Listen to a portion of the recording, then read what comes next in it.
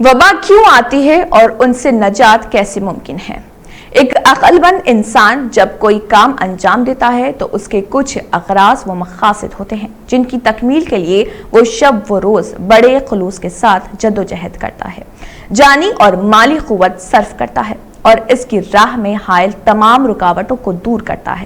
اگر کچھ مصائب و مشکلات درپیش ہوں، خندہ پیشانی کے ساتھ برداشت کر لیتا ہے، لیکن اپنے مقصد اصلی سے قدم پیچھے ہٹانا جرم اور مشن کی توہین سمجھتا ہے، نہ ہی فضول گوئی اور بیکار چیزوں میں اپنا وقت ضائع کرتا ہے۔ ایک انسان جب بلا مقصد کوئی کام نہیں کرتا تو کیا آپ نے کبھی اپنے وجود میں غور کیا کہ ہماری تخلیق کا مقصد اصلی کیا ہے؟ ہمیں یہ وجود کیوں عطا کیا گیا ہے کہ یہ حیرت انگیز جسمانی ساخت، دماغ اور معدے کا پیچیدہ نظام، جگر، یہ دل، آنکھ، کان، ناک، ہونٹ، زبان، جسم، یہ ہاتھ، یہ پاؤں اور ان جیسے بے شمار نعمتیں کیوں عطا کی گئی ہیں؟ یہ سب اس لیے ہیں کہ ہم اپنے خالق حقیقی کو پہچان کر زندگی بسر کریں، خدا نہ بننے کی کوشش کریں بلکہ اس کا بندہ بن کر اپنے مالک حقیقی کی عبادت کر کے اپنی زندگی کے شب و روز کو مزین کریں۔ لیکن جب انسان اشرف المخلوقات کا تاج اتار کر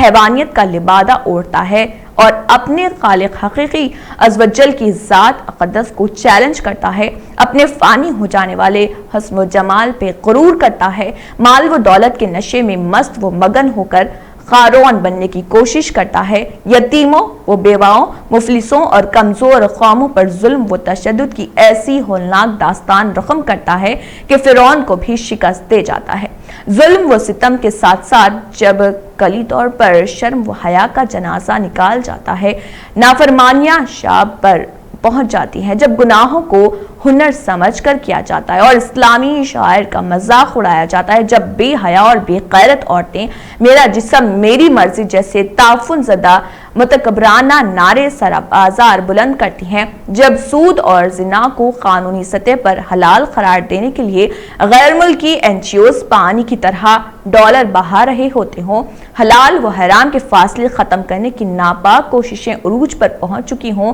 مرد و زن کے بیجا اختلاط کو عام کیا جا رہا ہو، اور جب تعلیمی ادارے جس سے شعور و فکر کو جنم لینا تھا، تہذیب و ثقافت کے نام پر علل اعلان میوزک کانسرٹ منعقد کر کے شریعت اسلامیہ کے حکم کو للکار رہے ہوں، اور جب پرائیویٹ کالجز کثیر فیس وصول کر کے اسلام کی شہزادیوں کو ٹیبلوں کے نام پر ناچ و گانے کی تعلیم دے رہے ہوں، علماء اکرام جنہیں انبیاء علیہ السلام کا وارث اور نائب کہا گیا، ان کو معاشرے کا کمتر اور ادنی فرد تصور کیا جا رہا ہو، جب نااہل اور بدبخت اور ناہنجار لوگ اقتدار کی کرسی پر بیٹھ چکے ہوں، جب ملت اسلامیہ 95% قیمتی افراد نماز کی سجدوں سے ناآشنا ہو چکے ہوں، والدین جن کے حقوق اور حرمت کی گواہی قرآن مجید دے رہا ہو وہ اپنے اولاد سے خوفزدہ ہوں،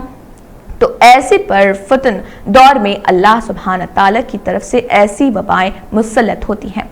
جس کے سامنے انسان بے بسی کی تصویر بنا ہوا نظر آتا ہے اور ایسے عذاب کو کوڑے برسانا شروع ہو جاتا ہے جو چاند پر کمندے ڈالنے والی قوموں کو بھی عاجز کر دیتا ہے۔ ترمذی شریف کی روایت ہے کہ جب یہ امت مختلف گناہوں میں ڈوب جائے گی تو ان پر مسلسل ایسا عذاب آئیں گے جیسے تسبیح کا دھاگا ٹوٹ جائے اور اس کے دانے تیزی سے نیچے بکھرتے ہیں۔ وباؤں سے نجات حاصل کرنے کے لیے سوائے اس کے اور کوئی راستہ نہیں کہ انسان اپنے اس معبود حقیقی کی طرف رجوع کرے جس واجب الوجود نے انہیں ایک ناپاک نطفے سے پیدا کیا، عاجزی اور انکساری سے اپنی جبین نیاز زمین پر رکھ کے سبحان ربی الاعلیٰ کی صدا بلند کی اور سچے توبہ سے اپنے رب کو راضی کریں اور ان لوگوں کے صف میں شامل ہو جائیں جن کے اشک ندامت سے گناہ نیکی میں تبدیل ہو جایا کرتی ہے، چاہے وہ ماضی کی وبائیں ہوں یا حال ہی کی عالمگیر وبا کورونا وائرس ہو۔ ان کے آنے اور پورے عالم میں پھیلنے کا سبب صرف اور صرف ہمارے گناہ اور بد عملیاں ہیں، اور ان وباؤں سے نجات حاصل کر کے ایک ہی راستہ ہے اور وہ ہے سچی توبہ، اپنے رب کو راضی کیا جائے، سجدوں کو آباد کیا جائے، حق والوں کے حقوق ادا کیے جائیں اور یتیموں و بیواؤں اور مسکینوں کی اعانت کی جائے، اپنی زبانوں کو اللہ عز و جل کے ذکر سے تر کیا جائے، قرآن مقدس کی نہ صرف تلاوت کی جائے بلکہ اس کے اصولوں کی روشنی میں زندگی کے شب و روز شائستگی اور شگفتگی کے ساتھ بسر کیے جائیں، نبی اکرم صلی اللہ علیہ وسلم کی مبارک سنتوں پر عمل پیرا ہو جائیں، درود پاک کی کثرت کو اپنی زندگی کا وتیرہ بنا لیا جائے، پھر یہ آسمان اور زمین دیکھے گا کہ چند دن بھی نہیں گزر پائیں گے کہ کورونا وائرس جیسی وبا جس مالک و خالق نے بھیجی ہے وہی اسے صفا ہستی سے مٹا دے گا۔ اللہ عز و جل اپنے حبیب صلی اللہ تعالی علیہ وسلم کے صدقے میں اس موذی مرض سے نجات عطا فرمائے، آمین ثم آمین یا رب العالمین۔